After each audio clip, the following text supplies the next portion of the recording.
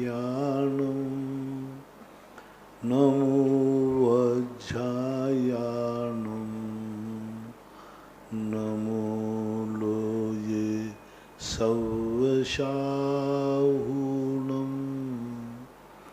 पंच परमेष्टि भगवान की जय। आचार्य श्री गुरुवर कुंद कुंद महाराज की जय। आचार्य श्री गुरुवर विद्यासागर जी महाराज की जय। परम पूज्य निर्यापक श्रमण मुनि श्री सुधा सागर जी महाराज की जय। आदि कुमार जैन बंड नागपुर गुरुवर नमोस्तु। महाराज जी की जिज्ञासा है कि जो 363 मत चले हैं ये मारीच के जीव ने चलाए हैं या उसके पहले से चलते आ रहे हैं? और महाराज जी ये कहीं पर इनका उल्लेख मिलता है नामों का? कोई भी चीज दुनिया में नई नहीं, सत का विनाश नहीं, असत का उत्पाद नहीं। 363 मत अनादि अनंत काल से चले आ रहे हैं, बीच में त्रोहित हो जाते हैं। असंख्यात उत्सर्पणी अवसर्पणी काल के बीच के 24 तीर्थंकरों के बीच में ये 363 मत उत्पन्न नहीं होते। इस युग का संस्थापक मारीच है, ना कि इनका संस्थापक है। इस युग में 363 मत मारीच लाया, 363 भवों में लाया, एक भव में नहीं लाया। एक भव में तो कोई एक मत ही चलाएगा। एक कोड़ा कोड़ी सागर वर्ष में 363 भव में अलग अलग भवों में मत लाए। जो है वो अनादि अनंत काल से है, इसमें कोई ये परिणाम ये विचार सब में है। मात्र अनायतन नहीं थे। देवों में भी नास्तिक लोग होते हैं, देवों में भी क्षणकवादी होते हैं, लेकिन उनके अनायतन नहीं होते, यानी कुगुरु कुदेव कुशास्त्रों की स्थिति नहीं होती। इसलिए ये हमेशा अनादि अनंत काल से होते हैं, बीच में लुप्त हो जाते हैं, पुनः आविर्भूत हो जाते हैं। महाराज जी जो अनायतनों का उद्भव हुआ ये कब से माना जाए? महर्षि ने किया। अनायतन भी अनादि अनंत कालीन है, बस बीच में त्रोहित हो जाते हैं। जब भी हुंडा और सर्पणी काल आएगा ये अनायतन अपने आप कोई ना कोई निमित्त बनाकर किसी ना किसी का आलम्बन लेकर के पुनः जागृत हो जाते हैं। ऐसा महेंद्र जैन इंदौर पत्रकार गुरुवर नमोस्तु। महाराज जी की जिज्ञासा है कि तन की दुर्बलताओं को तो सब कोई देख लेते हैं, लेकिन मन की दुर्बलताओं को हम स्वयं देख पाते हैं, तो इस मन की दुर्बलताओं को हम कैसे दूर करें? मन की दुर्बलताओं को कैसे दूर करें? मन की दुर्बलता है ही नहीं, वो तो हमारी कमजोरी है। हम मन को दुर्लभ बनाते, मन को हम इतने ज़्यादा समस्याओं से ग्रसित कर देते हैं, मन पे हम इतना बोझ डाल देते हैं कि मन घबरा जाता है। जैसे बच्चों को यदि तुम अति बोझ डाल दोगे वो घबरा जाएंगे, रो पड़ते हैं। इसी प्रकार ये मन है, मन पे हम इतनी महत्वाकांक्षाएं पाल लेते हैं, इतना लोड उस पर डाल देते हैं कि मन घबरा जाता है कि आखिर मैं क्या क्या पूरी करूं। इसलिए मन में उतनी ही इच्छाएं करो जितना मन शाम को शांत हो सके, उतने ही सुबह मन को काम दो कि वो शाम को आकर के विश्राम कर सके, उतनी ही समस्याएं दो कि शाम को सोने के बाद वो सुबह फ्रेश होकर उठ सके। हमने तो इतनी समस्याएं लाद रखी हैं, इतनी इच्छाएं, इतनी भावनाएं, इतने टेंशन, इतनी समस्याएं तुम्हें पता नहीं क्या क्या टेंशन। तुम्हें यही टेंशन है कि पड़ोसी का इतना अच्छा कार्य क्यों चल रहा है, अब लोग मन पे यही टेंशन डाल दिया। तुम्हें यही टेंशन है कि पड़ोसी की अभी नई गाड़ी आई है क्यों आ गई। तुम्हें यही टेंशन है कि पड़ोसी के यहाँ बहुत अच्छा कार्य चल रहा है।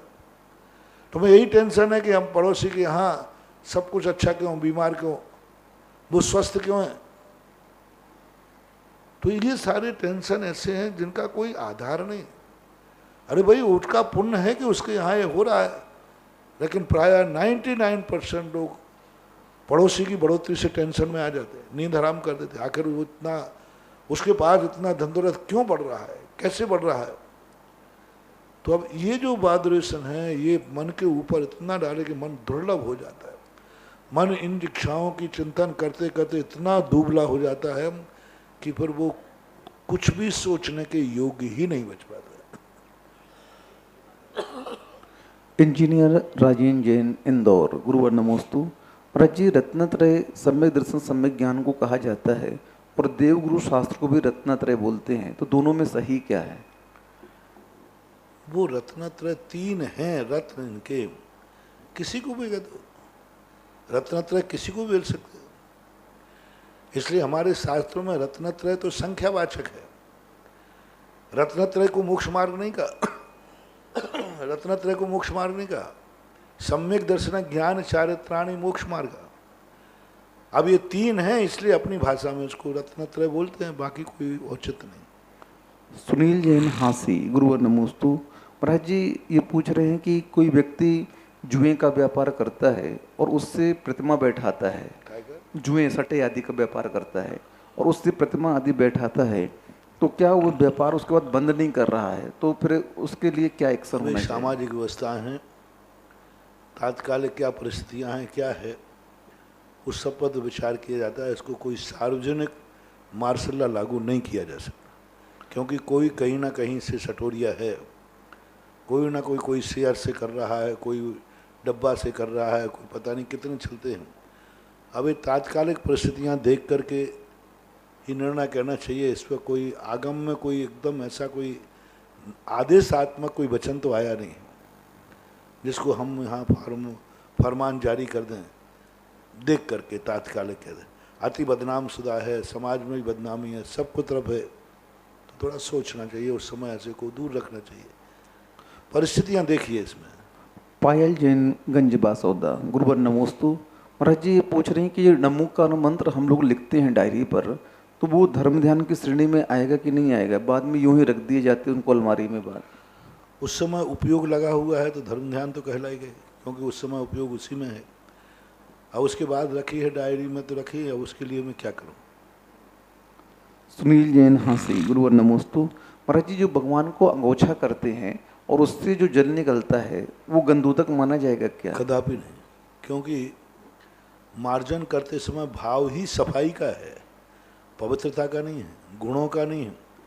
भगवान की सफाई मार्जन करने का है, उसको गंधोदक नहीं मानना चाहिए।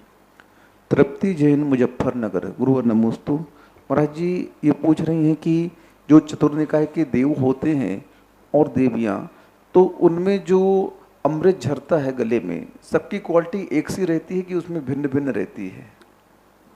आगम में तो कोई वचन किया नहीं है, संभवतः क्वालिटी में अंतर आना चाहिए, लेकिन शास्त्रों में ऐसा कोई भी उल्लेख नहीं आया है कि ऐसा। लेकिन ये तो वर्णन आया है, उनका सुख, उनकी द्युति, कांति आदि ऊपर ऊपर वृद्धि को प्राप्त है। इस तत्वार सूत्र के अनुसार सुख शब्द भी उसमें दिया है, तो उसकी अनुभूति में अंतर तो आना चाहिए, ऐसा सूत्र से अपन निकाल सकते। नीरा जैन अनिल जैन अम्बाला छावनी हरियाणा गुरुवर नमोस्तु। महाराज जी की जिज्ञासा है कि आजकल व्रतों के लिए सब कोई व्रत करते हैं, तो कुछ व्रत ऐसे आते हैं जैसे करवा चौथ का व्रत और नवरात्रा में वहाँ पर हरियाणा तरफ और जौ बीज बोते हैं वहाँ और उसकी पूजा आदि करते हैं, जौ के बीज बो करके पूजा करते हैं। तो ये व्रत वगैरह अपने आगम के अनुसार नहीं है? नहीं है, करवा चौथ का कोई व्रत अपने यहाँ नहीं है। और ये बीज आदि बोकर उनकी पूजा आदि करने की परंपराएं, ये भी जैन आगम में कुछ नहीं। ये प्राचीन काल की लोक परंपराएं हैं। जवारे बोलते, भुंजरियाँ बोलते हैं। उत्तर प्रदेश और मध्य प्रदेश में, इन दो प्रांतों में इनके प्रचलन ज़्यादा है। तो उसमें जैनियों में बोने की परंपरा तो नहीं है, ज्वारों की परंपरा नहीं है, लेकिन रक्षाबंधन की कजलियों की परंपरा कुछ उत्तर प्रदेश और मध्य प्रदेश में है।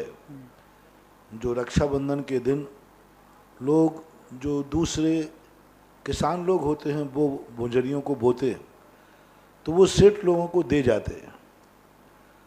और फिर जैनियों में भी अदला बदली करते हैं एक वात्सल्य के रूप में। इसको कोई धार्मिक क्रिया ना मान करके एक लौकिक क्रिया ही मानना चाहिए।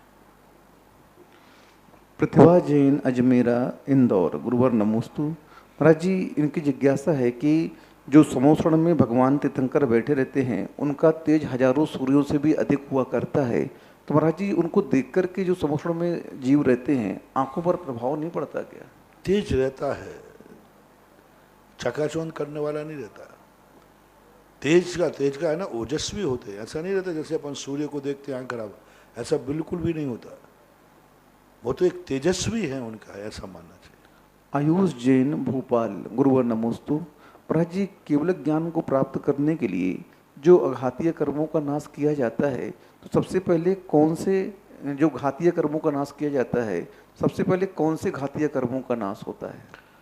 सबसे पहले 10वें गुण स्थान में मोहिनी कर्म का नाश होता है, और मोहिनी कर्म के बाद 12वें गुण स्थान के अंतिम समय में 3 घातीय कर्म एक साथ नाश को प्राप्त होते, एक साथ, ऐसा मानना चाहिए।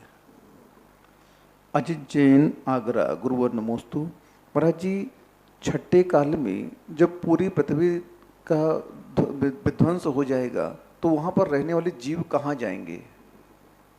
कहाँ पे? षष्ठे काल में जब पूरी पृथ्वी का, संसार का विध्वंस हो पूरी जाएगा। पृथ्वी का नाश नहीं होगा, मात्र आर्य खंड का नाश होगा। मिलेश खंड का नाश नहीं होगा, विजयार्थ का नहीं होगा, विधेय का नहीं होगा। मात्र एक छोटा सा आर्य खंड है, ये बीचों बीच भरत क्षेत्र के 6 भाग हैं। 6 भाग में से 5 भाग में कुछ नहीं होगा प्रलय। मात्र जो 5 भाग में आर्य खंड है, उसी में प्रलय की स्थिति बनेगी। तो इसलिए जीव जो हैं मर करके इधर उधर जन्म लेंगे, और क्या। निर्मल जैन सागर, गुरुवर नमोस्तु। महाराज जी, इनकी जिज्ञासा है कि किसी के यहाँ अदर कास्ट की बहू आई है और हमारे कुटुंब में मतलब, तो उसके बच्चा होने वाला है, और महाराज जी अदर कास्ट की बहू है, तो सूतक तो लगेगा कि नहीं लगेगा? हमें लगेगा, पूरा लगेगा। तो हम लोग उसके पहले अगर घर छोड़ करके धर्मशाला में रह करके पुरुषों पर मनाएं तो? नहीं चलेगा, नहीं चलेगा। सविता जैन उदयपुर, गुरुवर नमोस्तु। महाराज जी, संख्यात, असंख्यात और अनंत को हम कैसे समझें? अनंत संख्यात तो जो है, जो संख्या मतिसुत ज्ञान का विषय बन जाती है। दूसरा असंख्यात वो है जो अवध ज्ञान का विषय बन जाता है। कुछ एक ऐसी संख्या होती है अनंत की, 3 रूप अनंत होते हैं, परितानंत, युक्तानंत और अनंत और अनंतानंत, ऐसा मान लें। तो जो युक्तानंत और परितानंत है, इनका अंत तो होता है, पर इनको अनंत क्यों कहते हैं? क्योंकि ये छद्मस्त के ज्ञान का विषय नहीं है, अवधि ज्ञान का भी विषय नहीं है। अवधि ज्ञान से बाहर जो निकल जाता है, उसको उपचार से अनंत संज्ञा दी जाती है। और जो वास्तविक अनंत होता है, वो जिसका एक अनंत ऐसा होता है जिसमें व्यय तो होता है, आय नहीं होती, फिर भी वो अनंत कभी खत्म नहीं होता, अक्षय अनंत कहलाता है। विद्या जैन, बड़ा गांव धसान, गुरुवर नमोस्तु। महाराज जी, इनकी जिज्ञासा है, नो संगी और नो असंगी से क्या तात्पर्य लेना चाहिए? नो संगी और नो संगी शब्द में पहली बार सुना। वही मैंने संगी शब्द तो आता है, नो इंद्रिय अनिंद्रिय तो बनता है। नो संगी और नो संगी है, शब्द में कोई आगे पीछे कुछ है, और या ये प्रसंग बताएं, ये शब्द कहाँ आया है। पीयूष जैन, बड़ा गांव धसान, गुरुवर नमोस्तु। महाराज जी, जब आदिनाथ भगवान का जन्म हुआ था, उसमें पर्वत, पहाड़ जो थे, वृक्ष आदि, तो उनकी ऊंचाई अलग थी क्या? और जब भगवान महावीर स्वामी का जन्म हुआ, तो दोनों तीर्थंकरों के काल की ऊंचाइयों में कुछ अंतर आता है बराबर क्या? थे। क्षेत्र की वृद्धि ह्रास हमारे तत्वार सूत्र के अंदर कहा कि भरत क्षेत्र के सभी क्षेत्रों में, इनके अंदर रहने वाले पहाड़, नदी, नाले, मनुष्य, अवगान, सब में ह्रास होता है। जो आदिनाथ भगवान के समय थे, वो महावीर के समय नहीं, बहुत ह्रास होता है। जैसे जैसे शरीर की अवगाहना घटती गई, ऐसे ही पेड़ पौधों की अवगाहना घटती गई, पहाड़ों की अवगाहना घटती गई, चींटे मकोड़ों, इनकी भी अवगाहना घटती गई। आदिनाथ भगवान की जो चींटी थी, वो बहुत बड़ी थी, बहुत बड़ी चींटी थी, आज छोटी है। तो अवगाहना तो समय समय पर उस सर्प में घटती बढ़ती रहती है। अखिलेश जैन, भोपाल, गुरुवर नमोस्तु। महाराज जी, इनकी जिज्ञासा है कि जो कोई आगम की आज्ञा नहीं मानता है, तो क्या मिथ्या दृष्टि हो जाता है? नियम से हो जाता है। आगम की आज्ञा के प्रतिकूल चलने वाला, एक तो आज्ञा को मानना और आज्ञा को स्वीकार नहीं करना, एक तो स्वीकार कर रहा है लेकिन आचरण में नहीं ला पा रहा है, तो उसको मिथ्या दृष्टि नहीं कह सकते। लेकिन एक आज्ञा को मानते ही नहीं। मैं इसको मानते ही नहीं कि आगम में जो लिखा वो सब सही है। आगम को ही नहीं मानना मिथ्यात्व है। आगम के कथन वस्तु को अपने शक्ति प्रमाण मानता है, और शक्ति जिसमें नहीं है नहीं कर पाता, तो उसके लिए कोई विशेष ज़्यादा दोष नहीं लगता है। तो महाराज जी, जैसे जो चांडाल वगैरह होते हैं वो ज़्यादा आगम तो जानते नहीं हैं, और इतना मात्र श्रद्धान करके उनको सम्यक दृष्टि बना दिया गया है। वे आगम को पूरा जानते, पूरा मानते। वो एकदम कहते जो जिनेंद्र भगवान ने कहा है वही सत्य है, अन्यथा वो नियम के लिए प्राण देने को क्यों तैयार हो जाते। तो एक ही दिन तो उनके छोड़ा मन में महाराज जी प्रीति उसने। आई कि अहिंसा ही धर्म है। एक ही दिन के लिए तो छोड़ा उसने। भली आध घंटे को छोड़ा हो, लेकिन उसने अहिंसा को स्वीकार कर लिया। हमने कहा ना, एक तो आगम को मानना ही नहीं, और एक आगम की बात को शक्ति प्रमाण मानना। चंडाल का 14 के दिन का नियम लेना ही बहुत भारी है, और वो भी इतनी दृढ़ता से कि मरने की नौबत आई तो भी नहीं तोड़ा। तो उसने सारे आगम को स्वीकार कर लिया है, बस आगम को आचरण में नहीं उतार पा रहा है। आचरण में नहीं उतारने से मिथ्या दृष्टि नहीं हो जाएगा। आगम को स्वीकार तो कर रहा है कि जो आगम है वो सही है, लेकिन मैं इतना इन कार्यों को मान नहीं पाऊंगा, आचरण की कमी है, ऐसा। कृति जैन, बांदा, उत्तर प्रदेश से। गुरुवर नमोस्तु। महाराज जी, इनकी जिज्ञासा है कि सावन के प्रथम दिन को हम लोग नव वर्ष के रूप में मानते हैं, तो फिर सावन में गृह प्रवेश आदि क्यों वर्जित किया जाता है? श्रावण के महीने में तो बंद नहीं होते हैं। श्रावण के महीने में मुहूर्त निकलते हैं गृह प्रवेश आदि के हैं कुछ कार्यों के लिए। और नया वर्ष से क्या संबंध है गृह प्रवेश आदि का? मुहूर्त अलग चीज़ है और सृष्टि का परिणमन अलग चीज़ है।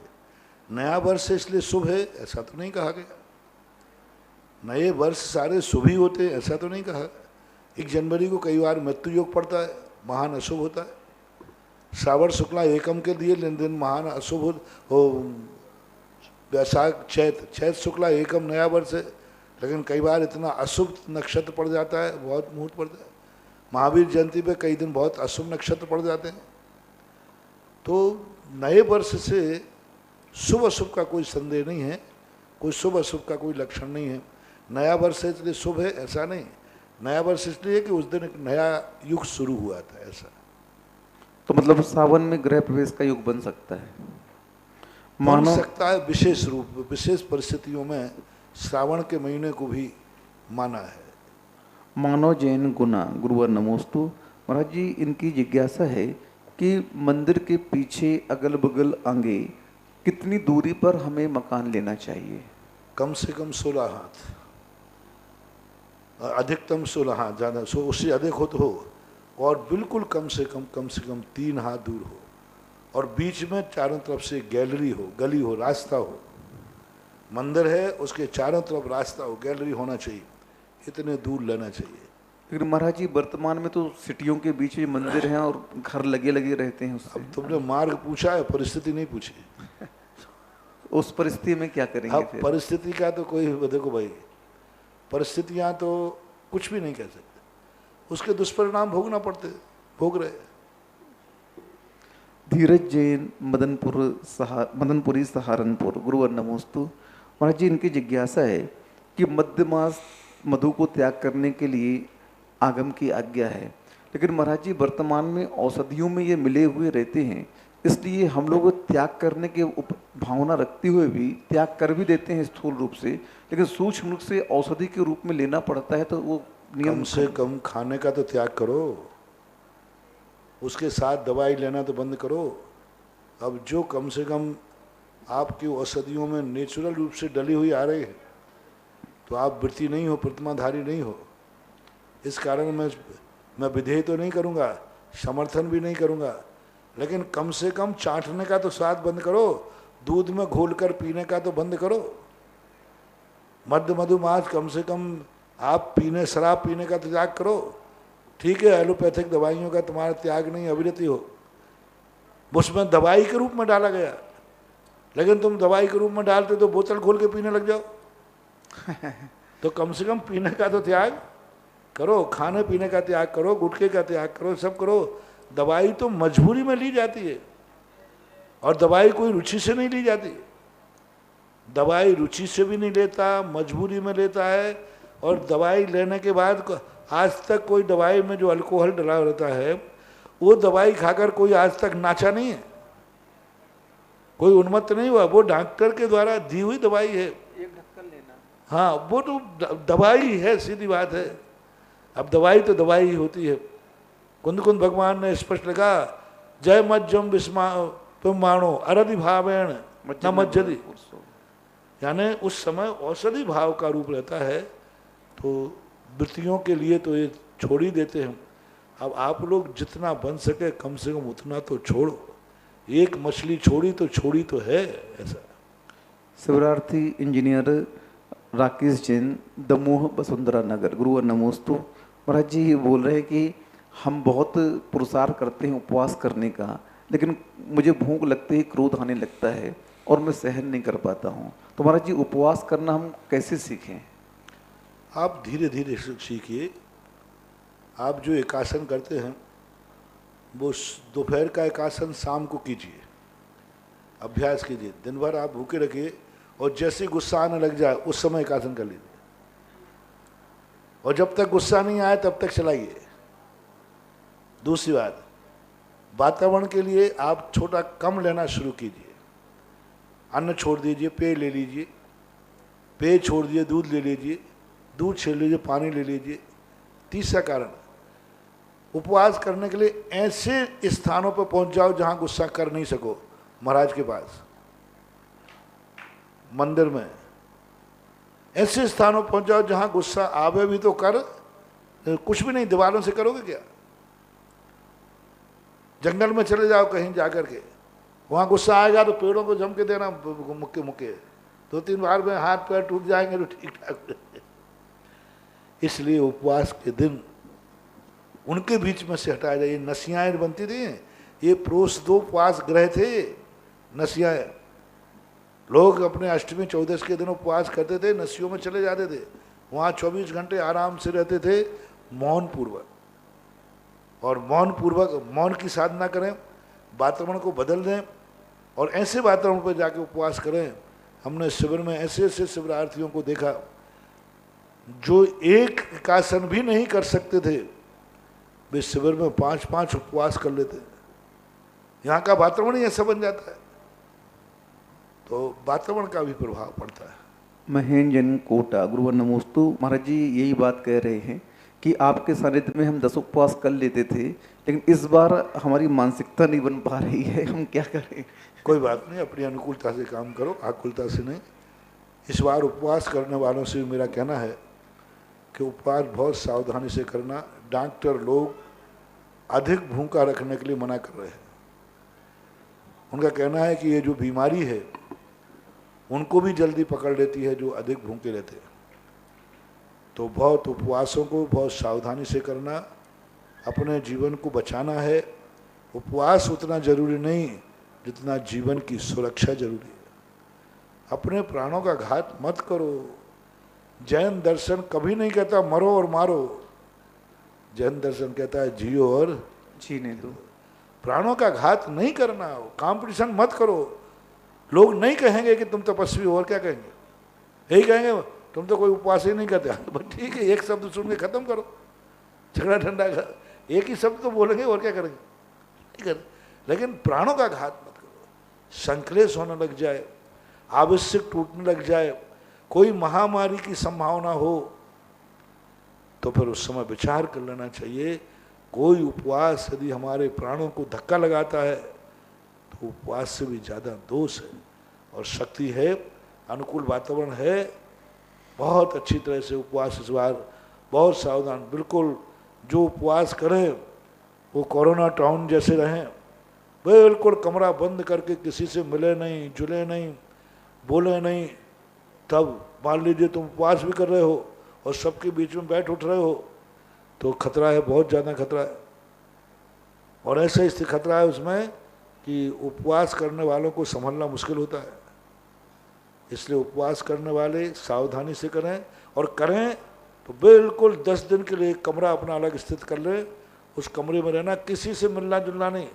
किसी से मिलना है बोलना है तो खिड़की में से बात कर लो, बाहर मत आओ सामने। इतनी सावधानी रखो तो शक्ति के अनुसार करना, ऐसा है। शशि बाला जैन सहारनपुर, गुरुवर नमोस्तु। महाराज जी पूछ रहे हैं कि जो साइट्रिक एसिड है टाटरी, तो उसको खा सकते हैं क्या भोजन में? टाटरी डालते हैं, टाटरी। मैं उस संबंध में मुझे जानकारी नहीं है। नींबू सकता था टाटरी, दूध फाड़ देते हैं टाटरी। अब वो कैसी शुद्ध है अशुद्ध है वो आप लोग देखें। हाँ, अशुद्ध बोल रहे हैं। अशुद्ध है तो नहीं खाना चाहिए। आप लोगों को नेट है, देखो मैं तो इतना ज़्यादा जानता नहीं, आप लोगों के पास तो नेट इतना ज़्यादा है, गूगल हर चीज़ उसमें भरी पड़ी है और पूरा उसका आ जाएगा। और आजकल तो मोबाइल के पास कान है, आप इतने बोल दीजिए कि भाई टाटरी का पूरा बायोडेटा दीजिए तो वो सुनता है। कान है आजकल मोबाइल में, कान होता बता दे, बोल के भी बता देता है, वो तुरंत बता देगा कि ये लीजिएगा। तो आप उसमें देख लें, जैसा हो वैसा करें। प्राची जैन सागर, गुरुवर नमोस्तु। महाराज जी की जिज्ञासा है कि जैन विवाह के अनुसार आप 7 दिन ब्रह्मचर्य व्रत का नियम देते हैं, जो नियम है, तो ये अनिवार्य है क्या? अनिवार्य ही है, यही शुभ सगुन है, शुभ संकेत है। ज्योतिष शास्त्रों के अनुसार किसी भी शुभ कार्य करते समय नियम से इस प्रकार की क्रियाओं के लिए अब्रह्म का निषेध किया, ज्योतिष शास्त्रों में किया। कोई भी चीज़ की नई शुरुआत कर रहे हो, उस दिन अब्रह्म, मैथुन आदि अशुभ कहेगा। कोई नया कार्य शुरू करना है, नया दिन है तो बहुत बड़ा है, इसी पर अशुभ कहा, ज्योतिष शास्त्र में लिखा। कहीं कोई विशेष शुभ यात्रा के लिए जा रहे हैं, कोई विशेष शुभ अनुष्ठान करना है, कोई मकान का नागल आदि करना है, कोई नई गाड़ी आदि खरीद के लाए हैं, जो आपके जीवन में शुभ है, उस दिन अब्रह्म का, मैथुन का निषेध किया है, स्पष्ट निषेध किया और अशुभ कहा गया है। इस वक्त तुम्हारी तो जिंदगी की शुरुआत हो रही है, तुम्हारी जिंदगी का एक बहुत बड़ा दिन है। धर्म की दृष्टि से तो है ही, ज्योतिष की दृष्टि से भी यदि शादी के बाद 1 हफ्ते तक यदि ब्रह्म लेते हैं, ब्रह्म से रहते हैं, ब्रह्मचर्य से, तो आपकी जिंदगी के लिए सगुन है, मांगलिक है, शुभ है। राजेंद्र जैन मेरठ है, गुरुवर नमोस्तु। महाराज जी की जिज्ञासा है कि सामायिक काल का प्रारंभ कब होता है? सामायिक का काल प्रारंभ कब होता है तीनों संध्याओं में? तीनों संध्याओं के लिए तो हमारे यहाँ वही प्रावधान किया, 24 मिनट पहले और 24 मिनट बाद, 48 मिनट का जो काम होता है। हर ऋतु का अलग अलग होता है, गर्मी का अलग है, सर्दी का अलग है, बरसात का अलग है। तो जो प्रतिमाधारी होते हैं वे अपने आप में उस समय को ध्यान में रखते हुए अपने समय को घटा बढ़ा लेते हैं। ये मूल मार्ग है। कुचित कदाचित कभी आगे पीछे होते हैं तो उसको प्रायश्चित आदि रूप करके, अल्प कायोत्सर्ग आलोचना आदि करके सामायिक करना है। सबसे बड़ी चीज़ है, समय से करते हो गुड बेटर बेस्ट, यदि आगे पीछे भी करते हो तो करो, सामायिक करना तो है ही कम से कम। यदि समय टल जाए तो सामायिक छोड़ देना नहीं, लेट करो लेकिन सामायिक करो। श्रीमती चंदा डॉक्टर मगन जैन आष्टा, गुरुवर नमोस्तु। महाराज जी धम्मो वस्तु सहाबू जो कहा गया है, तो धर्म ही वस्तु का स्वभाव धर्म कहलाता है, तो फिर आत्मा का स्वभाव क्या कहलाएगा? वस्तु में सब आ जाता है, आत्मा भी एक वस्तु है। दुनिया में मैंने कहा ना, जो कुछ भी चीज़ें दिखती हैं वे सब वस्तु है। वस्तु तत्व से समन्वित होती है, वस्तु पदार्थ से समन्वित होती है, वस्तु अपने आप में अर्थ क्रिया से युक्त होती है। आत्मा भी एक वस्तु है, ऐसा मान। परम पूज्य आचार्य गुरुदेव श्री विद्यासागर जी महाराज के परम आज्ञानुवर्ती शिष्य निर्यापक श्रवण मुनि पुंगव श्री सुधा सागर जी महाराज के मुखारविंद से अपने अपने घरों पर विराजित टीवी के माध्यम से देखने वाले सुनने वाले सभी भक्तों की ओर से, जिनवाणी चैनल, सुधा कलश चैनल आदि के माध्यम से, जिनवाणी ऐप के माध्यम से सुनने वाले सभी भक्तों की ओर से बारंबार त्रैवार नमोस्तु के साथ गुरुवर के चरणों में प्रार्थना के महाराज जी हम सभी की जिज्ञासाएं आपके आशीर्वाद से पूर्ण हो जाती है, लेकिन इसके बाद भी जिज्ञासाओं का अंत कभी नहीं होता है। तो ऐसे क्षेत्र पर 10 लक्षण महापर्व में मैंने एक दिन कहा था आपको, बीच में भी 2 बार हिंट किया था कि 10 लक्षण महापर्व पर यहाँ पर कोई भी शिविर आयोजित नहीं हो रहा, लेकिन पूरे विश्व के अंदर शिविर का आयोजन होगा, जिसका समय आपको सभी को बता दिया गया है। और इस क्षेत्र पर 10 लक्षण महापर्व में शांति धारा कराने के लिए जिनको भी 10 दिन की शांति धारा का अवसर प्राप्त करना हो, नॉर्मल राशि क्षेत्र कमेटी की ओर से 1,11,000 घोषित की थी। बहुत सारे लोगों के नाम आए। आज एक और शांति धारा में नाम आया है। 2,51,000 रुपये की राशि से गुप्त दान में शांति धारा कराने का भाव व्यक्त किया है। 1,11,000 में पदम, सलोनी, अभिनव, अनुश्री, अपूर्व, अक्षर, अनंत जैन, सोनी परिवार, सरौली वाले गोरेगांव मुंबई से। बिजोलिया क्षेत्र में चलने वाले असीमकालीन भक्तांबर हेतु यहाँ पर 51,000 रुपये की राशि से नाम आए हैं। पहला नाम है नरेश जैन, पुत्र श्री जिनेंद्र, अंशु, ईशा, श्रेयांश जैन, निवासी जयपुर, प्रवासी हैदराबाद। दूसरा नाम है कमला, अपर्णा, ऋषभ, संजय के जन्म दिवस के शुभ अवसर पर सुख शांति समृद्धि हेतु। इस क्षेत्र पर स्वर्णकारी बड़े बाबा की वेदी पर जो काम चल रहा है उसके लिए 51 रुपये की राशि श्री नेमी चंद जी, पद्मा, सोनी, आर के कॉलोनी, भीलवाड़ा, पद्मा जी के जन्म दिवस के उपलक्ष्य में 51 रुपये की राशि सुशीला देवी, राजकुमार, सुनीता, साक्षी, वेद, आर के पुरम, कोटा। 51 रुपये की राशि सरिता, दिनेश गंगवाल, आसाम। 51 रुपये की राशि विमल, पुलकित, ऋषभ, गोदा, राज्यांश वाले पुलकित जन्म दिवस के अवसर पर। और एक भक्त ऐसे हैं जिन्होंने चांदखेड़ी में विधान लिखाया था और अमाउंट बिजौलिया क्षेत्र की ओर प्रेषित कर दिया, तो उन्होंने कहा मैं क्षेत्र से पैसा वापस नहीं लूंगा। उन्होंने बड़े बाबा की वेदी के लिए 51,000 रुपये की राशि स्वर्णकारी हेतु डाइवर्ट कर दी। स्वर्गीय सुरेश चंद जी, गजराबाई की पुण्य स्मृति में श्रीमती उषा, राजकुमारी, आशा कुमारी, आशिका, अर्चिता, श्रद्धा, ऊंची, निहार जैन, अशोक नगर की ओर से। एक नाम श्रीमती शशि, जिनेंद्र कुमार, नरेश, अंशु, नीता, दीपक, अलका एवं समस्त परिवार जयपुर। एक नाम जिनेंद्र कुमार जैन, बनी पार्क। इन्होंने स्वर्णकारी हेतु प्रदान किया है। सहसकूट जिनालय जो बिजौलिया में बनने जा रहा है, बंधुओं, हम चाहते हैं कि आप सबकी एक प्रतिमा विराजमान होनी चाहिए। उस सहसकूट जिनालय के लिए 1 लाख रुपए की राशि क्षेत्र कमेटी की तरफ से निर्धारित है और कुछ ही प्रतिमाएं शेष हैं। ये मौका आप अर्जित कर सकते हैं। प्रथम नाम है शांति देवी, मोहनलाल जी शेठी, कमल कुमार जी, अनिल कुमार जी शेठी। दूसरा नाम है श्री केसरीमल जी, स्वर्गीय श्रीमती कपूरी बाई, कूला वाले, गंज बासोदा, विदिशा। और असीमकालीन भक्तांबर में ही चांदखेड़ी चंदोदय तीर्थ के लिए बहुत सारे भक्तों के नाम आए। ये भी राशि 51,000 रुपये की राशि है। विपिन कुमार, संगीता, महक, सिमी, आदित्य जैन, राहतगढ़ जिला सागर, मध्य प्रदेश। दूसरा नाम है कमला, दिवाकर, हुकमचंद, संजय, संगीता, पंकज, अभिलाषा जैन, सपरिवार, बेगमगंज। तीसरा नाम है जार्डन, पदमचंद जैन, विकास, आकाश जैन, ग्वालियर। चौथा नाम है श्रीमती गुणमाला, कमल कुमार जैन, वैवाहिक वर्षगांठ के शुभ अवसर पर अभिषेक, मोनिका, आस्था, श्रीमती रूपाली, डॉक्टर पंकज, श्रीमती दीपाली, संजय जैन, लेटेरी, विदिशा। पांचवा नाम है संजय जैन, कमला जैन, अपर्णा, ऋषभ जैन, सपरिवार, कैलाश नगर, न्यू दिल्ली। छठवां नाम है श्रीमती स्वर्गीय गजराबाई जैन, स्वर्गीय सुरेश चंद जी, पुण्य स्मृति में उषा, आशा, संजीव, निशा, संजय जैन, कुमारी आस्का, आरिका, श्रद्धा, निहार, सपरिवार, अशोक नगर। सातवां नाम है पिताश्री कजोड़ी लाल जी, माता श्री प्रेमबाई, हरसोरा, हरिगढ़। शादी की सालगिरह पर महेंद्र, निर्मला, महेश, बबीता, अखिलेश, जिनेंद्र, सरोज, सपरिवार, निवासी हरिगढ़, तहसील खानपुर। और इस क्षेत्र पर होने वाले वृक्षारोपण के लिए चांदखेड़ी के लिए एक नाम हो रहा है श्री सीलचंद जी, श्रीमती सविता जैन, सीए, सौरभ, सचिन, मीनल, निधि, दृषि, नीर, ललितपुर। आभार हेतु उन्होंने भक्तांबर विधान चंदोदय तीर्थ के लिए प्रसिद्ध किया है। पेड़ के लिए 10,200 राशि, 2 वृक्ष के लिए पुष्पा, आशीष, नेहा, निशी, अरियन सम्यक, दिल्ली, सादरा ने वृक्षारोपण हेतु भाव किया है। 1 वृक्ष अमोलक चंद जी, माता जी, श्रीमती कमलेश, राजू, मंजू, गायक, संगी, जयपुर। सभी के सम्मान में आप जोरदार ताली बजाएं, क्योंकि कहीं ना कहीं किसी न किसी क्षेत्र पर इन्होंने अपनी भावनाएं प्रस्तुत करके दान की इस कड़ी से जुड़े हुए हैं। प्रथम जिज्ञासा है महाराज श्री संजीव जैन, शिक्षक, सांगानेर। महाराज श्री नमोस्तु, आपके दर्शन करके समस्त दुख दूर हो गए।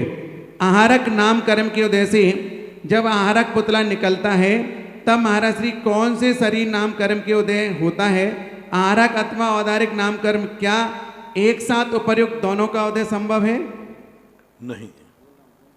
औदारिक शरीर पूज्य और वीरचंद स्वामी महाराज ने श्री धवला जी के अंदर स्पष्ट उल्लेख किया, औदारिक नाम कर्म और आहारक नाम कर्म दोनों एक साथ उदय को हो ही नहीं सकते। जितनी देर आहारक नाम कर्म का उदय होता है उतनी देर औदारिक नाम कर्म का उदय रुक जाता है, और आहारक नाम कर्म का उदय होकर के उसकी 6 पर्याप्तियाँ होती हैं, शरीर का निर्माण होता है, और उतनी देर तक औदारक नाम कर्म रुका रहता है, आहारक का उदय, दोनों का एक साथ उदय नहीं होता। इस क्षेत्र पर चल रहे पावन वर्षा हेतु भक्ति कलश विराजमान करने की भावना भाई श्रीमती शशि, जिनेन्द्र, नरेश, अंशु, नीता, दीपक, अलका, समस्त परिवार जयपुर, जिनेन्द्र जी बनी पार्क जयपुर। हम चाहेंगे इस कलश की स्थापना हमारे बीच हमारे वयोवृद्ध ब्रह्मचारी विनोद भैया आइए विराजित करेंगे। और इस क्षेत्र पर जब आपने देखा होगा, सुना होगा कल महाराज श्री से कि प्रवचनों के पश्चात 10 लक्षण महापर्व पर आज मुझे पहली बार पता कि जवान को वयोवृद्ध है। ज्ञान से वयोवृद्ध है, वयोवृद्ध ब्रह्मचारी विनोद भैया, इनकी आज से उपाधि हो गई। शांति धारा भी लाइव आएगी 10 लक्षण महापर्व में, पूजन भी लाइव आएगी, तत्वार सूत्र भी लाइव आएगा और महाराज श्री का प्रवचन भी लाइव होगा। सारा कार्यक्रम महाराज श्री ने बताया है। प्रतिदिन जो तत्वार सूत्र की पूजा होगी, अर्घा बलि होगी, उसमें जो गोला चढ़ाए जाएंगे, इस हेतु क्षेत्र कमेटी ने 5100 रुपये की राशि घोषित की थी, जिसमें 2 नाम पटवारी परिवार बिजौलिया से आए, 1 नाम धर्मचंद जी नीलेश जी काला बिजौलिया से आए, तीसरा नाम तेजमल जी, पवन कुमार, सुनील कुमार झनपिया। और जिनको भी इस रूप में क्षेत्र कमेटी से जुड़ना हो अपनी भावनाएं प्रेषित करें। अगली जिज्ञासा है सोनू जैन मुंबई। महाराज जी, जब कोई जीव मोक्ष मार्ग पर बढ़ना चाहता है पर व्यवहार से परिवार की आर्थिक स्थिति थोड़ी गड़बड़ हो तो उसे क्या करना चाहिए, क्योंकि मोक्ष मार्ग बढ़ने का ज्ञान बड़ा दुर्लभ है। मोक्ष मार्ग को जरूर नहीं कि तुम घर त्याग के ही बनो, घर की समस्याओं को भी आप देखना चाहिए। आपके मोक्ष मार्ग के बढ़ने पर सारा घर संकट में आ जाएगा तो फिर क्या होगा। सारा माँ बाप असमर्थ हैं, वृद्ध हैं, और तुम मोक्ष मार्ग की आड़ लेकर के उनको छोड़ के आ जाओ तो ये धर्म की कोटि में नहीं आएगा। आपने विवाह कर लिया है, आपकी पत्नी है, छोटे बच्चे हैं, और आप धर्म का ध्यान का नाटक करके कि हम तो सब अब बच्चे पैदा कर लिए, शादी कर ली, और आप कह रहे हैं हमें तो धर्म ध्यान बहुत आगे धर्म ध्यान करना है, हमें तो आर्य का बनना है, मुनि बनना है, तो ये जैनागम ऐसी आज्ञा नहीं देता। जैनागम जब आज्ञा देता है कि आपके अधीनस्थ लोग आपके बिना असहाय तो नहीं हो जाएंगे, आपके बिना उनकी जिंदगी बर्बाद तो नहीं हो जाएगी, आपके बिना वो भिखारी तो नहीं बन जाएंगे, आपके बिना दुनिया में वो जी पाएंगे कि नहीं, ये पहले देखो। हाँ, यदि उनकी व्यवस्था होती है और वो सहर्ष स्वीकृति देते, कोई बात नहीं, आपके बिना भी मेरा कार्य सब चल जाएगा, सब हो जाएगा, तो सहमति से करना चाहिए। इस प्रकार की परिस्थितियों में पारिवारिक स्थितियां देखना चाहिए। गृहस्थ को गृहस्थ धर्म पालन करते हुए भी बहुत कुछ कार्य किए जा सकते हैं मोक्ष मार्ग के। अगली जिज्ञासा है महाराज श्रीमती मालती जी, सलीमनाबाद मध्य प्रदेश। गुरुवार के चरणों में नमोस्तु महाराज श्री। उनका कहना है मंगल में गुरु आप हैं, मंगल दो आशीष, मोक्ष मार्ग में हम चले ऐसा वर दो ऋषिश। परम पूज गुरुवार के चरण में कोटि सा नमोस्तु महाराज श्री। 2020 का यह श्रावक संस्कार शिविर जो अभूतपूर्व में ऐतिहासिक बनने जा रहा है, जिस शिविर में हम महिलाओं को भी पुण्य अवसर तीव्र पुण्योदय से मिल रहा है, प्राप्त हो रहा है, तो महाराज श्री पुनः आप शिविर के प्रारंभ में अथवा प्रातः काल से सायं काल तक महिलाओं को भी किस प्रकार से अटेंड करना है, ऐसा आशीर्वाद प्रदान करें। सब बता दिए, सबको एक ही समान है, अपनी मर्यादा। जितना आप आरंभ परिग्रह छोड़ सकें छोड़ें, बस इतना ही काफ़ी है। जितना मतलब हम घर से बाहर नहीं निकलेंगे 10 दिन तो नहीं निकलो, जितना कम आरंभ करोगे, जितना कम, वो आपके ऊपर है। परिग्रह जितना कम करोगे, जितने कम वस्त्र लोगे, जितना सोना चांदी कम पहनोगे, जितना लेन देन कम करोगे, जितना व्यापार आदि कम करोगे, वो सब तुम्हारे लिए अच्छा है। 10 दिन के लिए अपने सब शौक, सब प्रकार के वस्त्र आदियों का भी एक सीमित कर लो, जितने जरूरी होते हैं उतने। शयन करने के भी बिस्तर आप सीमित कर लो। चटाई से काम चल रहा है तो चटाई पे, दरी से काम चल रहा है तो दरी से, जमीन पे काम चल रहा है तो जमीन से। जितना कर सकोगे उतना करो, क्योंकि आपको ये 10 लाख क्षण पर्व एक अभ्यास रूप में आते हैं। 10 लाख क्षण पर्व आप एक अपनी भावना व्यक्त कर सकते हैं कि 365 दिन तो हम नहीं पाल पा रहे हैं, लेकिन 10 दिन यदि आपने मुनिवतचर्या पाल ली तो हो सकता है अगले भाव में आप जल्दी मुनि बन जाओ। क्योंकि 10 लाख क्षण पर में वही चर्या होती है जो मुनि की चर्या होती है, एक आसन करना, उपवास करना आदि। तो आपके लिए महिलाएं भी अपने सब कुछ को सीमित करें, आराम, परिग्रह, मौन, आराम, पारम, मौन, जितना मोबाइल कम करो, बाहर करना ही नहीं। सबसे बोलो कि जिनको बातें करना हो कल तक कर लो, मोबाइल बंद करो 10 दिन के लिए। महात्मा के लिए जो तुम्हारे कार्यक्रम पे आए, जो चैनल सुधा कलश चैनल आदि जो आते हैं उनको देखना, सबसे बोल दो कि भाई जिनको आज करना बात कर लो, 10 दिन हम कोई बात नहीं करेंगे, न करना है, न सुनना है, न सुनाना है। संसार की बातें न सुनेंगे न सुनाएंगे। टीवी बंद कर दो, संसार की बातें 10 दिन नहीं करेंगे। घरों में अभक्ष सेवन का बंद करो कि अभक्ष सेवन नहीं करेंगे। हम बनाएंगे नहीं रोटी रसोई घर में, हम रसोई में 10 दिन शुद्ध भोजन बनाएंगे, कोई अभक्ष वस्तु बनाएंगे ही नहीं। महिलाओं ने नियम ले ले, हम बनाएंगे ही नहीं 10 दिन। घर में हम बनाने का कार्य, बनाने का त्याग करती हूँ मैं, अभक्ष नहीं बनाए। मैं रात में कोई चीज़ रसोई में रात में हम जाएंगे ही नहीं, शाम को होते ही ताला लगा दो रसोई का। महिलाएं नियम ले लेंगे हम रसोई में नहीं जाएंगे, हमारा त्याग है। तो ऐसे आप जितना कर सकते हो उतना करें, मत छुपाओ शक्ति, जितना कर सको उतना करो। आज हमारे तुम्हारों के ऊपर ये 10 दिन के संस्कार भवांतर में बहुत काम आएंगे। यही संस्कार एक दिन तुम्हें पूरी जिंदगी भर के 10 लाख क्षण धर्म आत्मा की पर्याय बना देंगे। ऐसा एक और तत्वार्थ सूत्र की पूजन हेतु नाम आया है, श्रीमान ओम प्रकाश देवेंद्र कुमार पवन हाँ, कुमार। देखो तत्वार्थ सूत्र की पूजन जो बात है, जैसे यहाँ होती है, तत्वार्थ सूत्र के एक अध्याय का वाचन होगा 10:30 से 11 के बीच में। आप लोग अपना तो 10 दिन होता है, शिवरार्थियों को मालूम है। एक अध्याय का वाचन होगा और उसका अर्घ चढ़ा जाएगा। अर्घ में बाकायदा गोला के साथ, बढ़िया छिला हुआ स्वस्तिक बना हुआ गोले के साथ यहाँ करते हैं। तो बहुत सारे लोग जिनवाणी को, जिनका क्षयोपशम कमज़ोर होता है, जिनके ज्ञानावरणी कर्म का क्षयोपशम कमज़ोर है, वो ऐसी जिनवाणी की पूजा करके अपने क्षयोपशम के लिए निमित्त बना सकते हैं, नैमित्तिक क्रिया कर सकते हैं।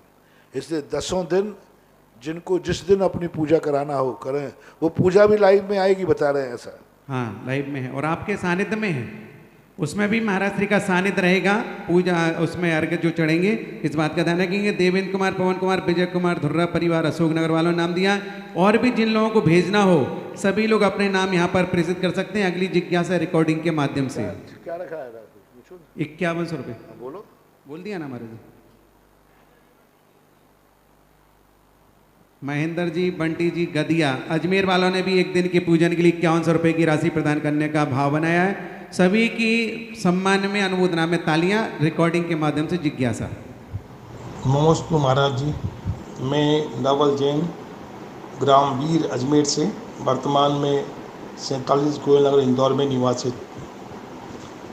महाराज जी, मेरी जिज्ञासा यह है कि सेना में बॉर्डर पर हर जाति का सैनिक बिना धर्म एवं जाति के भेदभाव के देश की रक्षा के लिए लड़ाई लड़ता है और अपने प्राण भी निछावर कर देता है। इसी तरह से डॉक्टर और सफाई कर्मी और अन्य कई सेवाओं में लगे आदमी अपने क्षेत्र में बिना किसी भेदभाव के कार्य करते हैं और लोगों की जान बचाते हैं या उनकी सेवा करते हैं। हमने सुना भी है और पढ़ा भी है कि ईश्वर एक है और उसके रूप अनेक है। हमें ईश्वर के प्रति श्रद्धा का भाव रखना चाहिए और वो किसी के भी धर्म के हो। पर मैंने कई लोगों को देखा है कि वे इतने कट्टर होते हैं कि वे दूसरों के मंदिर की बात छोड़ दें, हाथ जोड़ने से भी पल्ला झाड़ लेते हैं। क्या ये सही है? यदि इसका उल्टा हो, ओम शांति। आपके जो विचार हैं, आप किसी की तुलना किसी से कर रहे हैं। ये जितने जातिवाद को भूलकर काम कर रहे हैं ना, ये सब रोटी के लिए कर रहे हैं, आजीविका के लिए कर रहे हैं। आज आजीविका के लिए जात भाई भूल करके कोई भी देख लीजिए आप, सब आजीविका के लिए कर रहे हैं। 90% लोग आजीविका के लिए करते हैं, पैसे के लिए बनिया जात भाई बजा देता है। हमने एक व्यक्ति से पूछा कि मैंने कहा यदि कोई नीच जाति वाला तुम्हें नोट देता है तो धोखा लेते हो क्या? बोले नहीं। तो धंधे के लिए तो सब जात भाई, सब जो धंधा, सब जात पात कौन पूछता है। आप धंधे के लिए देख लीजिए, चाहे कोई भी आ जाए, व्यापार सबको करते, हिंदू मुस्लिम सिख ईसाई सब दुकानों पे आते। ये सफाई कर्मी है, ये भी अपने आजीविका के लिए कर रहे हैं। डॉक्टर हैं, आज कौन सा डॉक्टर दान के लिए जात पात बचाए, सब आजीविका के लिए कर रहा है। ये सब व्यापारी हैं। व्यापारियों को धर्म से मत तोले। जाति का भेद का अर्थ है आचरण। सबका ईश्वर एक है, ऐसा किसने कह दिया? कहाँ से पढ़ लिया आपने? पढ़ लिया हो किसी पेपर में? सारे ईश्वर एक हैं, सबका ईश्वर एक, ऐसा नहीं। 18 दोषों से रहित जो ईश्वर है वही ईश्वर है, सदोष ईश्वर नहीं है। ईश्वर चंद कोई ने नाम रख लिया तो वो ईश्वर हो गया, भगवान चंद किसी ने नाम रख लिया तो कोई भगवान हो गया। ये देश इतने खुदाओं का देश है कि यहाँ बंदा नजर आता नहीं। जो देखो वही अपने भगवान बना रहा है, जो देखो वही भगवान बन रहा है। अब तो अमिताभ बच्चन के भी मंदिर बन गए, बता दे, मंदिर बन गए, वो भी भगवान, सब एक भगवान है तुम्हारे अनुसार। हाँ बता दे, कोई एक पिक्चर हीरो का मंदिर बना है कहीं? कलकत्ता में बड़ी भीड़ लगती है, अब उसको भगवान मान लो आप, क्योंकि ईश्वर सब एक है। अब आज अपने सामने है, 100 साल बाद वो भगवान आएगा और आप उसे कहोगे, हम लोग कोई कहेगा अरे भाई ये हीरो है हीरो, तो तुम कहोगे सब भगवान एक है, सबके भगवान एक है। तो आज किस किस को लोग भगवान मान रहा है ये तो देखो। भगवान की एक परिभाषा है, भगवान का एक लक्षण है। उस कोटि में यदि भगवान आता है तो सब भगवान एक हैं, और यदि उस कोटि में नहीं आता है तो भगवान कभी एक हो ही नहीं सकते। हमारे यहाँ क्या कहा, जिसने राग द्वेष कामादि के जीते, सब जग जान लिया, सब जीवों को मोक्ष मार्ग का निष्प्रय हो उपदेश दिया। बुद्ध वीर जिन हरिहर ब्रह्मा, या उसको स्वाधीन कहो, भक्ति भाव से प्रेरित हो या चित्त उसी में। क्या कहा, हरिहर हो, ब्रह्मा हो, रावण हो, राम हो, कंस हो, और क्या नाम, दुर्योधन हो, और कितने भी निकृष्ट क्यों ना हो, सब हमारे यहाँ ईश्वर एक है। बस शर्त है, जिसने राग द्वेष कामादि के जीते, सब जग जान। राग द्वेष कामादि विकार जिन्होंने जीत लिए हैं, सर्वज्ञ है, हितोपदेशी है, वह भगवान की कोटि में आता है। जिसका तुम मंदिर बना दो, एक पत्थर उठा के रख दिया और कहा मंदिर हो गया, तो उसको मंदिर बना लो। तो ऐसी आपकी धारणाएं ठीक नहीं है। और ऐसे मंचों पर ये प्रश्न भेज करके आप वाहवा लूटना चाहो तो वाहवा मिलने वाली नहीं है, कहीं आपकी हाय हाय ना हो जाए। समझौता किया जाता है सत्य में, सत्य सत्य को एक मिलाकर के संगठन नहीं बनाया जाता, सत्य सत्य को मिलाकर संगठन नहीं बनाया जाता, सत्य सत्य मिलकर के संगठन बनता है। और आप तो अंधेर नगरी चौपट राजा, टके शेर भाजी टके शेर खाजा, है ना, जो जो मंदिर में बैठा है वो सब भगवान है। तो आज टाकीज के नाम भी मंदिर रख दिए गए, सबके मंदिर एक हैं। तो आज टाकीज का नाम भी मंदिर है, राज मंदिर।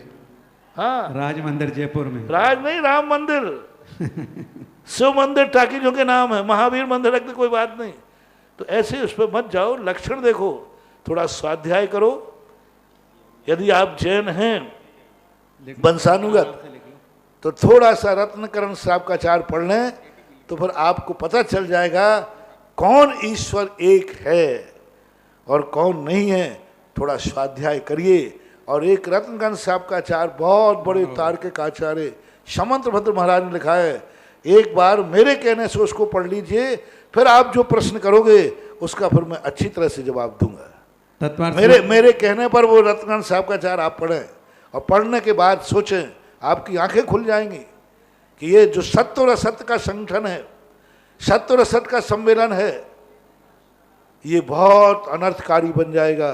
वही बारी बात, टके शेर भाजी और टके शेर खाजा, भाजी और खाजा एक तरफ एक रूप में बन रहे हैं। लक्षण देखिए पहले कि गुरु भगवान का लक्षण क्या है, उस लक्षण की कसौटी में करते हैं हम, फिर कोई भी नाम, मैंने कहा रावण भी चलेगा, पर वो 18 दोषों से रहित होना चाहिए, वो राग द्वेष कामादि विकारों से रहित होना चाहिए, वो समस्त प्रकार की सांसारिक इच्छाओं से दूर होना चाहिए। यदि है तो ईश्वर एक है। बाकी ऐसे तुम समाज को संगठन करना चाहो तो तुम भी गर्त में जा रहे हो और समाज को भी गर्त में ले जाने के लिए प्रश्न कर रहे हो। तत्वार सूत्र के हेतु और बहुत सारे लोगों के भाव जागृत हुए। 51 रुपये की राशि में चांदमल जी, वर्धमान जी, प्रकाश जी, ठग परिवार बिजोलिया, अभिषेक, ऋतु जैन, इफ्शा जैन, नोएडा। अगला नाम है महावीर, क्षमा, शिम्मी, व्यावर, कमल जी, अनीता जी, सनमति, हर्षिता, श्रुति, मोहित, मोक्ष राव का परिवार ब्यावर। अगला नाम है सीलचंद, राजीव, अनोरा परिवार ललितपुर। एक नाम है तिलकमती, नरेंद्र जी सेठी, भीलवाड़ा। अगली जिज्ञासा पुनः रिकॉर्डिंग के माध्यम से।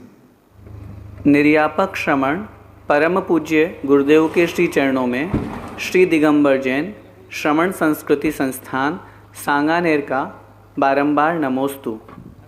पूज्य गुरुदेव, जैसा कि सभी को विदित है, आदरणीय बेनाडा साहब का अभी 16 तारीख को उपसर्ग समाधि के माध्यम से स्वर्गवास हुआ।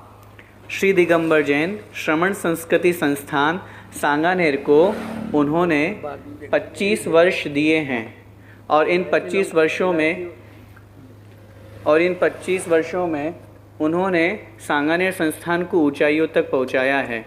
ऐसी स्थिति में हम सब संस्थान परिवार की भावना है कि पूज्य गुरुदेव उनके द्वारा जहाँ जहाँ शिविर लगाए गए, जिन जिन को उन्होंने पढ़ाया, जहाँ जहाँ उनके माध्यम से धर्म की प्रभावना हुई, उन सब लोगों का वीडियो, उनकी श्रद्धांजलि, उनके लेख या उनके व्यक्तित्व के बारे में जो कोई कुछ भी देना चाहता है तो हम संस्थान एक समूह बना करके और उसे कलेक्ट करना चाहते हैं।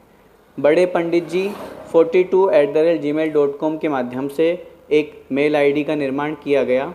चूँकि आपके माध्यम से ही उनका बड़े पंडित जी नामकरण हुआ है, यही विचार करके यह मेल आईडी है और साथ में 2 मोबाइल नंबर और हैं जो अभी बोले जाएंगे। महाराज जी, इस विषय में हम आपका और जिस दिन उनका आपका सारे रूप में विनयांजलि दी जा रही थी, तीसरे दिन उसी दिन मैंने घोषणा कर दी थी कि सारा भारत उनके ज्ञान के उपकारों से उपकृत है और अभी अपनी भावनाओं से भीगा हुआ है। अतः अपने जो उनके स्वर्गवास सुनने के बाद आपकी अंतस चेतना में जो घटित हुआ उसे शब्दों में एक कागज पर लिख डालो। जैसे जैसे समय निकल जाता है भावनाएं धूमिल होती जाती। अभी आपके जो उद्गार हैं उनको तुरंत कागज पर लिखो। आपको क्या लग रहा है, आपने जीवन में उनसे क्या पाया, उनके जाने से आपको कैसा लगा, और जब वो आपके साथ थे, आपके सामने थे, तब कैसा लगा। हर पूरे भारत में जहाँ महाराष्ट्र, तमिलनाडु, कर्नाटक, आसाम, जहाँ जहाँ मध्य प्रदेश, MP, उत्तर प्रदेश, सब में, राजस्थान, सभी लोग अपने अपने बेनाडा जी के ऊपर एक निबंध लिखें, एक लेख लिखें और वह लेख और संस्मरण लिखें। आपके यहाँ उनका वीडियो हो, आपके यहाँ कोई उनका फोटो हो, शिविर लगाते हुए हो, कोई भी चीज़ हो, उसको एकत्रित करके अभी जो आपको संस्थान से किरण प्रकाश जी ने भेजा उसके ऊपर आप संस्थान में भेजें। वो एक संग्रह आगे आने वाले लोगों के लिए एक स्मृति बनेगा, एक इतिहास बनेगा और बहुत अच्छा कलेक्शन होकर हो सकता है संस्थान उसको भविष्य में एक बहुत अच्छे रूप में प्रकाशित भी करेगा। तो उसके लिए आप लोगों को प्रकाशन के साथ आप पूरा डिटेल में अच्छी तरह लिखें और अच्छी भावना के साथ लिखें। विद्वानों से भी मेरा कहना है और स्नातक परिषद के जितने सदस्य छात्र हैं जिन्होंने उनसे पढ़ा है, वे सब विद्यार्थी बेनाडा जी के ऊपर एक अपना लेख जरूर लिखें। और विद्वान विद्युत शास्त्री परिषद से भी कहना वो भी लिखें, सामान्य श्रावकों से लिखें बहुत अच्छा है। मैंने पहले ही घोषणा कर दी थी, अभी बच्चों के लिए, बच्चों के माध्यम से आया तो आपको उन्होंने एड्रेस भी दे दिया। उस एड्रेस पर आप अपने लेख भेजें और जितने जल्दी आप लिखेंगे उतना ही आपके लेख में भावना होगी और भावना के शब्द होंगे। बंधु, बेनाला जी पंडित जी साहब के बारे में जिसको भी विनयांजलि, श्रद्धांजलि, उनके संस्मरण, उनके फोटोग्राफ्स भेजना हो, मैं आपको एक बार पुनः बोल देता हूँ। मेल आईडी आप नोट कर लें, बड़े पंडित जी के नाम से BADEPANDITJI42@gmail.com। कॉन्टैक्ट नंबर लिख लें आप अभिषेक जैन का 9602906977। दूसरा नंबर है विनय जैन का 6 375677455। इस पर आप कांटेक्ट करके अपनी विनयांजलि, श्रद्धांजलि, संस्मरण आदि भेज सकते हैं, जो कालांतर में हमारे पंडित जी के निमित्त से हम कलेक्शन करके संस्थान में रखेंगे और हो सकता है वो कभी प्रकाशित भी हो सकते हैं। इस क्षेत्र पर जो तत्वार सूत की पूजा होगी 10 लक्षण पर उसमें नाम आया है दिलीप जी लावान सौगानी अजमेर, मुकुल एक नाम मुकुल जैन एवं प्रथमा जैन देहरादून, तीसरा नाम ज्ञान प्रकाश जी रजनी जैन श्री सती जैन कानपुर, चौथा नाम प्रकाश चंद जी निशान जी लविश जी जैन अजमेर। अगली जिज्ञासा पुनः रिकॉर्डिंग के माध्यम से। मौर्य परिवार और मेरी तरफ से गुरुवर के चरणों में बारंबार नमोस्तु। मैं निधि जैन नसीराबाद से। गुरुवर, मैं पूछना चाहती हूँ कि जब हम कोई जाप करते हैं तो उसमें कहीं कहीं अर्ह लिखा होता है और कोई जाप में अरहम लिखा होता है, तो मेरी कल बोल दिया, कल आगे ये रिपीट क्यों कर रहे हो बाबू? कल बोल दिया मैंने। अनंत उपकारी गुरुवर के चरणों में कोटिशः नमन। गुरुवर, जीव के सुख दुख का कर्ता और भोक्ता जीव स्वयं ही होता है, यह आगम का सिद्धांत है। तो प्रश्न ये है कि बच्चों में माता पिता के द्वारा बीमारी, अच्छे गुण व बुरे गुण भी आ जाते हैं, यहाँ तक कि पुत्र अपने पिता की फोटोकॉपी दिखाई देता है। क्या यह निमित्त नैमित्तिक संबंध है या इसमें कर्म सिद्धांत कैसे घटित होगा? नमोस्तु गुरुवर। कर्म सिद्धांत इसी निमित्त नैमित्तिक संबंध को उद्घाटित करने के लिए ही बना है। अध्यात्म शास्त्र तो जो कहते हैं उनके यहाँ तो कोई परिणमन है ही नहीं, एक दूसरे का कोई प्रभाव है ही नहीं, और उसमें तो ये संस्कार आदि भी गौण है। कर्म सिद्धांत जितना भी है सब निमित्त निमित्त पर उदय उदीर्णा संक्रमण आदि सब प्रभाव है, बहुत बड़ा प्रभाव पड़ता है। एक वनस्पति के बीच में जन्मने वाला कीड़ा हरा होता है, एक किसी भी चीज में लाल मिट्टी में जन्मने वाला कीड़ा लाल होता है, मिट्टी का प्रभाव पड़ रहा है, वो वातावरण का बहुत बड़ा प्रभाव पड़ता है। कोई देश के लोग काले काले होते, किसी देश के गोरे गोरे होते, तो क्या समझे उनके गौरवर्ण का नाम कर्म का उदय था? नहीं, वहाँ के वातावरण के कारण से गौरवर्ण नाम कर्म की उदीर्णा हो गई। तो ये उदीर्णा निमित्त नैमित्तिक संबंध कहलाते हैं। परिवार पर बच्चों में हुबहू जो संस्कार पड़ते हैं, इससे हमारे कर्मों की उदीर्णा हो जाती। जैसे आप शांति से बैठे, अभी एकदम तेज ठंडी हवा चल जाए तो आपके शीत कर्म की उदीर्णा हो गई, हवा निमित्त बनी और उदीर्णा अपने कर्म के। गर्मी आ जाए उष्ण कर्म की उदीर्णा हो जाती है। तो हमारे यहाँ निमित्त पाकर के सब परिणति होती है। इसको निमित्त नैमित्तिक संबंध मानना चाहिए। जीव परिणाम हेतु पुग्गल कम्मत्तम परिणम दी, पुग्गल कम्म निमित्तम तहेव जीवो भी परिणम दी। पुग्गल कर्मों के निमित्त से जीव अपने परिणाम पुद्गल के निमित्त पाकर बना लेता है। क्रोध कर्म का उदय आते ही क्रोध की स्थिति बन जाती है। अब क्रोध जड़ है लेकिन बन जाती है। कोई दूसरी वस्तु है जो हमारे प्रति कुछ नहीं, एक सांप जा रहा है, शेर जा रहा है, वो तुमसे कोई लेना देना नहीं है, लेकिन भय कर्म की उदीर्णा कर दी उसने। वो कुछ नहीं करा, उसने आपको देखा भी नहीं, कुछ नहीं, वो तो अपने रास्ते से जा रहा है, लेकिन आपके उसको देखते ही आपका भय कर्म की उदीर्णा हो गई। अब देखो, उसने तो कोई संस्कार नहीं दिया, लेकिन कैसा विचित्र निमित्त है, देखते ही भय ने उदीर्णा करा दी। अभी हम निर्भय बैठे थे।